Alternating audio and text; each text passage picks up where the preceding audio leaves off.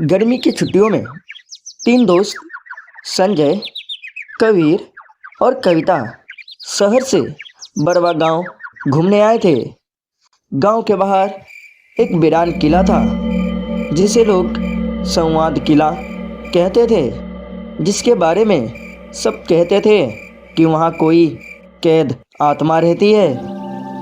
गांव के बुजुर्ग काका बोलते हैं, संवाद किला कोई आम जगह नहीं है बच्चों।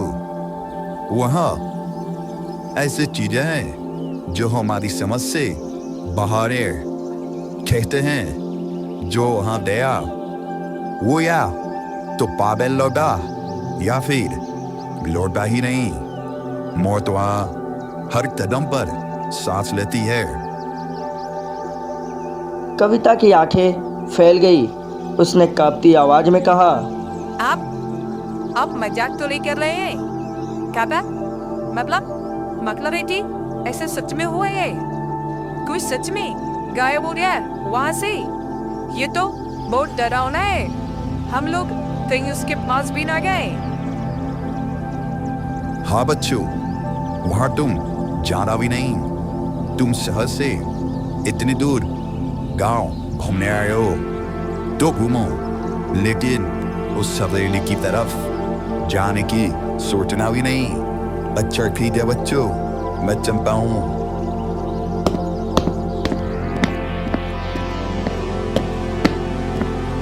कविता अपने दोस्तों से कहती है, सुना ना सभी ने कि ताता ने क्या कहा? कबीर हंस पड़ा और बोला, अरे यार कविता, तुम हर बात पे इतना डर क्यों गाती हो? ये सब तो गाँव की पुरानी कहानियां है। गुट पे आंख मारे ये सब कहानियां दादी नानी सुनाती भी सोने से पहले। ऐसा जिंदगी में ऐसा कुछ नहीं होता। संजय ने थोड़ी गंभीरता से कहा, देखो, मैं कभी से पूरी तरह सहमत तो नहीं हूँ। मेरा मानना है कि अगर इतने सालों से सब लोग डरते हैं उस जगह से और कोई वहां जाता भी नहीं, तो शायद कुछ तो है ऐसा जो हमें नहीं पता। डर को यूं ही हल्के ने नहीं रहना चाहिए। कविता घबरा कर बोली, मैं को कहती हूँ हम उस चिड़े के पास भी ना ले। मुझे तो इसका नाम सुनकर ही बुरा सा लग रहा है। कुछ तो है उस जगह में, जैसे उसकी कोई साया अभी भी लोगों पर मरवा रहा हो। तो फिर क्यों ना खुद जाकर देख ले? आगे रात पूर्णिमा है, माहौल भी परफेक्ट है। हो सकता है हमें कोई रहस्य मिल जाए या शायद कोई अद्भुत अनुभव। कविता पूरी तरह डर गई, लेकिन जब देखा कि संजय भी कुछ सोच में डूबा है तो बोली, तुम दोनों तो पागल हो। वो तो से मिलने चल रहे हो। मैं नहीं आ रही बस। और अगर तुम लोग जीप तोड़ोगे तो मैं वही दरवाजे पर बैठी रहूंगी, अंदर में ही रहूंगी। कविता, अगर हम पीछे हटते रहेंगे तो कभी सच्चाई नहीं जान पाएंगे। मैं जानना चाहता हूँ कि उस किले के पीछे क्या है। क्या वाकई वहाँ कुछ है या सिर्फ डर की एक परछाई है? काफी सोच विचार और डर के बाद कविता ने डरते डरते हामी भरी, लेकिन शर्त रखी, अगर कुछ भी अजीब लगा तो वो तुरंत लौट आएंगे।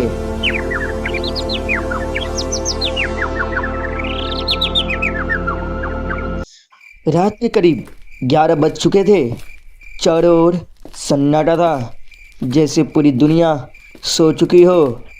संजय, कबीर और कविता धीरे धीरे किले की ओर बढ़ रहे थे। रास्ता घना था, बड़े बड़े पेड़ों से ढका हुआ, जिनकी शाखाएं जैसे हवा में फुसफुसा रही हों। ठंडी हवा में अजीब सी नमी थी और एक अज्ञात सी घबराहट चारों ओर फैली हुई थी। कबीर ने कांपती मुस्कान के साथ कहा, यार ये रास्ता तो फिल्मों जैसा लग रहा है। वो वाला जा हीरो हीरोइन भटक पे और फिर कुछ भयानक हो जाता है। भाई ये हवा तो सीधा रीढ़ की हड्डी में घुस रही है और पैरों की आवाजें लग रहा है जैसे कोई हमें देख रहा हो। मैंने तेरे ही चाहा था कि ये सही आएगा महीने। अब देखो ना, हर कदम पर लग रहा है जैसे कोई हमारे पीछे चल रहा हो, जैसे वो अकेले नहीं है, जैसे कोई सांसें हमारे कमरे पर महसूस हो रही हो। संजय पूरी तरह शांत था, उसकी नजरें हर दिशा में घूम रही थी। उसने धीरे से कहा, शांत रहो दोनों, डर को खुद पर हावी मत होने दो। हम अभी सिर्फ किले के बहाने अगर अभी से डरने लगे तो अंदर क्या होगा। चलो एक बार अंदर चलकर देखते हैं कि सच में क्या है। वो भीतर गए। भीतर अंधेरा था। अचानक एक कोने से फुसफुसाहट आई, एक रहस्यमयी आवाज। अब मैं वापस आजाद हो गया हूँ। संजय एकदम चौंक पड़ा। तुम दोनों ने दी सुनियो आज। यार ये कोई मजाक कर रहा है क्या? ऐसा लग रहा है जैसे किसी ने प्लान करके हमें डराने की कोशिश की है, लेकिन वो आवाज वो अभी भी जैसे कोई बहुत लंबे समय से चुप था।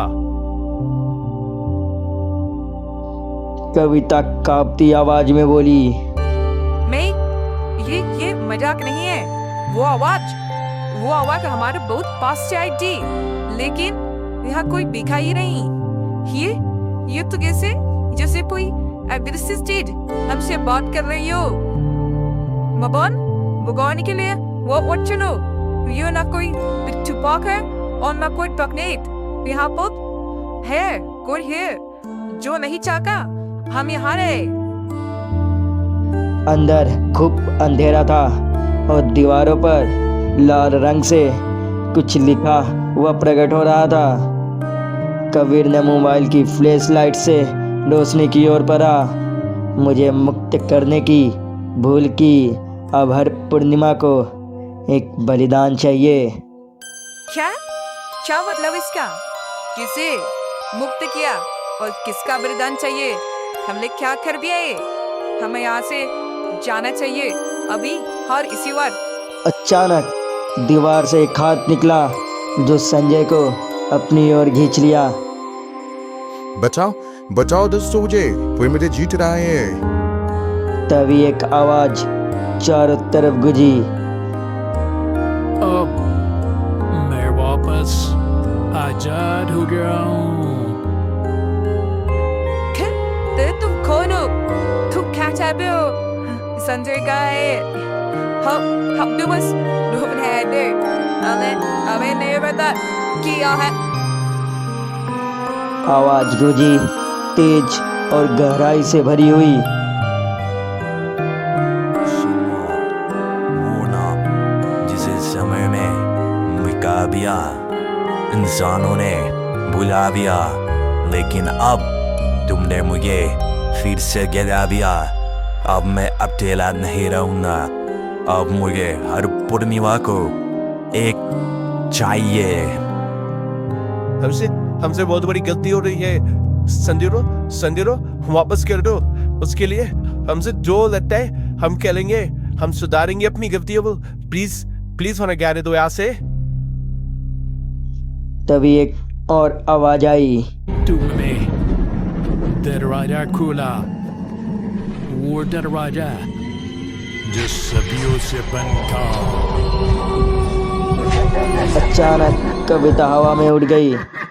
कविता की आवाज आई, लेकिन वो उसकी नहीं लग रही थी, जैसे कोई और उसके अंदर बोल रहा हो।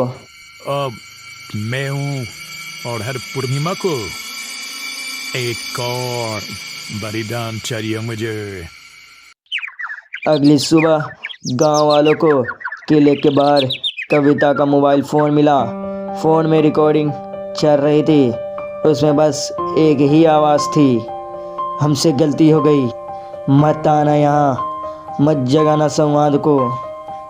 और उसके बाद एक बहुत धीमी लेकिन भयानक आवाज। अब हर पूर्णिमा को मुझे एक और चाहिए। आज भी गांव में हर पूर्णिमा की रात जब हवा थमती है और पूरा चांद चमकता है, संवाद किले से वही डरावनी गूंज सुनाई देती है। और मैं वापस आजाद हो गया हूँ। कविता और कबीर का क्या हुआ? क्या वो बच पाए या वह भी इसके शिकार हो गए? कौन है ये संवाद? क्या है इसका रहस्य? इसे क्यों चाहिए हर पूर्णिमा की रात को एक बलिदान? सभी रहस्य को जानने के लिए अपने रात का साया चैनल को सब्सक्राइब कर लें, ताकि अगला वीडियो अपलोड होते ही नोटिफिकेशन आप तक पहुंच जाए। यहाँ तक देखने के लिए धन्यवाद। हम वापस मिलेंगे इन सभी मिस्ट्री को सॉल्व करते हुए। तब तक के लिए अलविदा।